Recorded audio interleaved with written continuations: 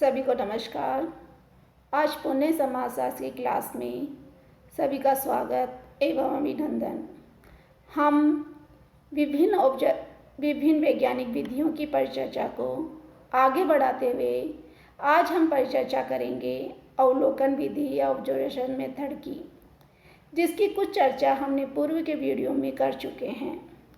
जैसा कि हमने पूर्व में बताया था कि अवलोकन या ऑब्जर्वेशन एक ऐसी वैज्ञानिक विधि है जिसके द्वारा हम सामाजिक घटनाओं के कारण परिणामों को जानने का प्रयास करते हैं। उनके पारस्परिक संबंधों को जानने के लिए जब उस घटना को देखते हैं, निरीक्षण करते हैं, परखते हैं, अवलोकित करते हैं तो वो ऑब्जर्वेशन मेथड कहलाता है।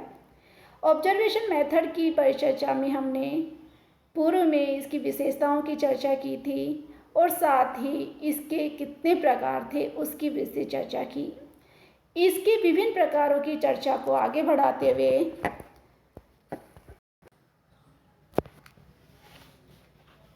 हमने बात की सहभागी अवलोकन की। जैसा कि इसके नाम से ही पता चल रहा है कि इसमें अवलोकनकर्ता जिस समूह या समुदाय का अध्ययन कर रहा है उसका अंग बनकर उसमें शामिल होकर तथ्य संकलित करता है, जानकारी हासिल करता है।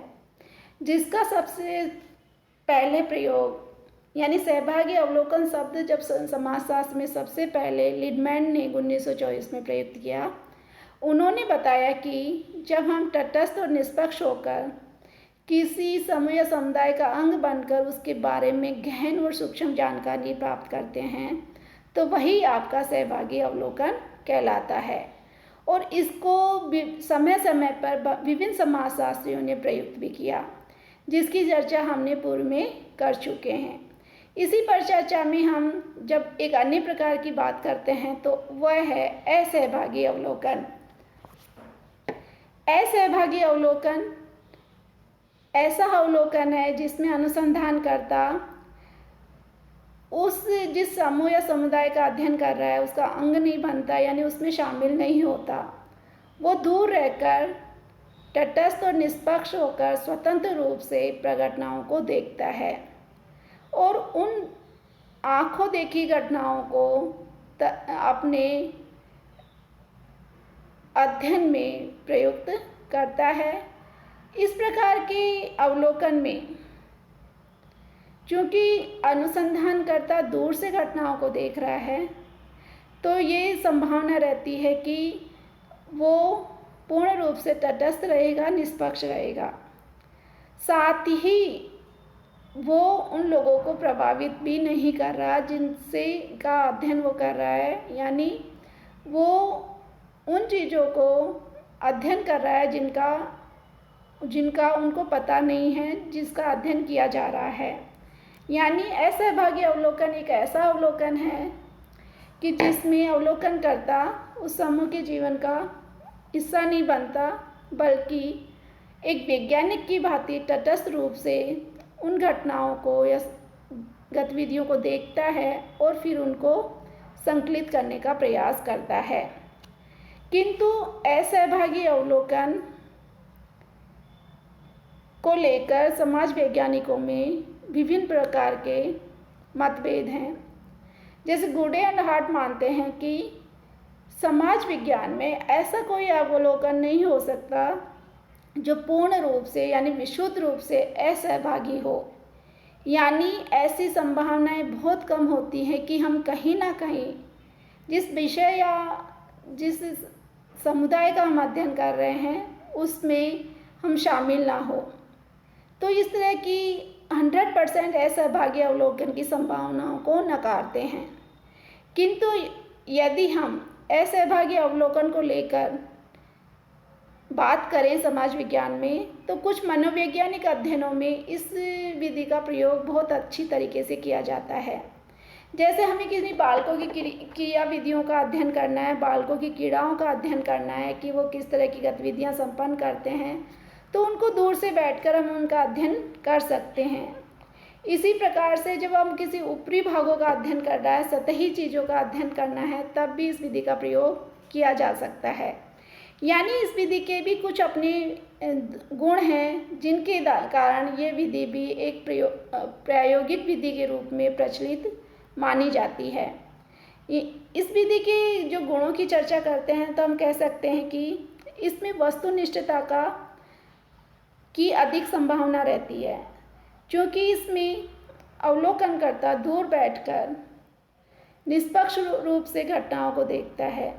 वह उस क्रिया या गतिविधि का हिस्सा नहीं बनता जिसका वह अध्ययन कर रहा है। परिणामतः उन गतिविधियों की प्रभावित होने की संभावनाएं कम होती हैं। तो ऐसा अध्ययन अधिक ऑब्जेक्टिव होगा, वस्तुनिष्ठ होगा, वैज्ञानिक होगा। दूसरा इसका गुण ये भी कह सकते हैं या इसका लाभ भी ये हो सकता है कि इसमें विश्वसनीयता की अधिक संभावनाएं होंगी। वो इसलिए कि इसमें जब अवलोकन करता है, किसी घटना का अध्ययन कर रहा है, तो उस जिसका अध्ययन वो कर रहा है उनको नहीं पता कि उनका कोई अध्ययन कर रहा है। वो दूर बैठकर निष्पक्ष रूप से उनका अध्ययन कर रहा है। परिणाम तो जो गतिविधियाँ एक स्वाभाविक रूप से संपन्न हो रही हैं वह वैसे ही चलती रहेंगी, यानी उनमें मौलिकता बनी रहने की संभावना रहती है। उनमें कृत्रिमता तब आती है जब आपको पता रहे कि कोई हमें देख रहा है, हमारा अध्ययन कर रहा है, तो ऐसी परिस्थिति में कृत्रिमता की संभावनाएं ज़्यादा हो जाती हैं। किंतु इसमें अवलोकनकर्ता दूर से निष्पक्ष होकर चीज़ों का अध्ययन कर रहा है तो उसमें मौलिकता की संभावनाएं भी ज़्यादा होती हैं।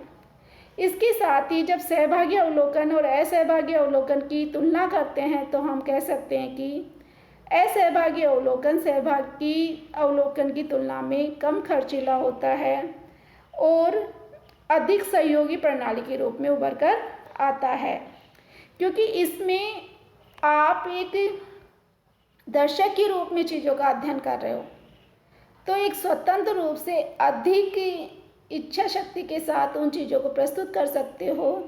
जैसा कि हम जब दर्शक और अभिनेता की तुलना करते हैं तो एक आनंद की अनुभूति एक दर्शक को ज़्यादा होती है अभिनेता की तुलना में, तो वही स्थिति असहभागी अवलोकन में अवलोकनकर्ता की होती है।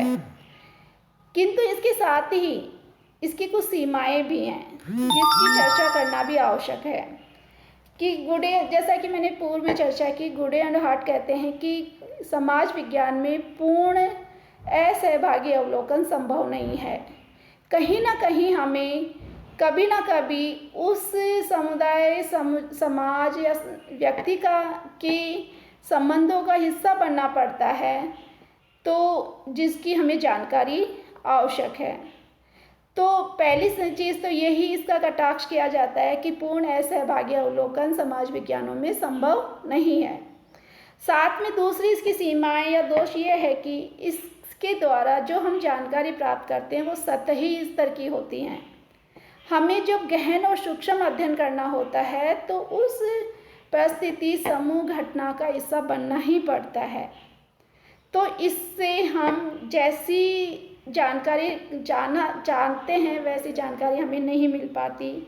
तीसरी चीज़ यह है कि इसमें अनुसंधानकर्ता को संदेह की दृष्टि से देखा जाता है, क्योंकि अनुसंधानकर्ता दूर से बैठकर जब किसी चीज़ का अध्ययन कर रहा है तो कहीं न कहीं उन लोगों की गतिविधियां अवश्य प्रभावित होती हैं और साथ में अनुसंधानकर्ता अपने दृष्टिकोण के आधार पर उन चीज़ों को देखता है कि उसका दृष्टिकोण किस तरह का है, वो कैसी चीज़ देखना चाहता है, तो उसमें निष्पक्षता की संभावनाएं भी कम हो जाती हैं।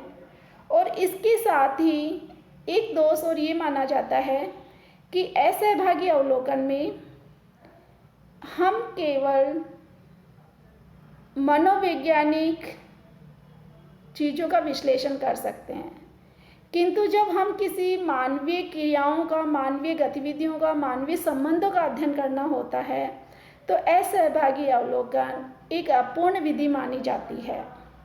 तो इस तरह से असहभागी अवलोकन के कुछ गुण हैं तो कुछ अवदोष हैं। इन दोनों की परिचर्चा को अगर हम आगे बढ़ाएंगे तो सहभागी अवलोकन और असहभागी अवलोकन के गुण और दोषों को अगर सम्मिलित करके हम एक अन्य प्रकार के अवलोकन की चर्चा कर सकते हैं वह है अर्ध सहभागी अवलोकन।